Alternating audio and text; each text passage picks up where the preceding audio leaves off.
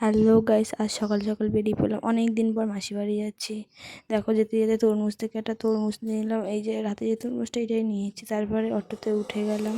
অটোতে উঠে যাচ্ছিলাম, দেখি অটোতে আমাকে কেমন লাগছে। তারপর কপালে ফোঁটাটা, ওইটা একটা ট্রেনে একটা লোক দেখে এসে দিয়ে গেছে, কেন জানি না। তারপর দেখো সামনে কত জ্যাম, সে জ্যাম পেরিয়ে যেতে যেতে অনেকটা সময় হয়ে গেছিলো। তারপরে গিয়ে দেখে কি সুন্দর, তো গিয়ে খাওয়া টাওয়া করে দেখি আমি তরমুজ কেটে, তরমুজটা দেখি বড়টাই আমি নিলাম, কারণ তরমুজ খেতে আমার খুব ভালোই লাগে। তারপরে সন্ধ্যেবেলা মেলা গেছে। এই লোকটা হচ্ছে স্মৃতি সন্ধ্যেতে, এই মেলাটা হয় প্রতি বছর।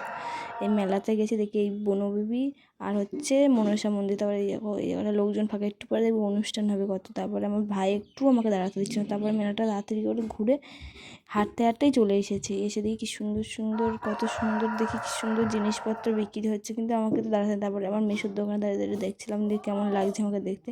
তারপর মামি চুরমুরটা কিনে, চুরমুরটা খেতে খেতে এইটা আমি মেলা থেকে কিনেছি। বাই।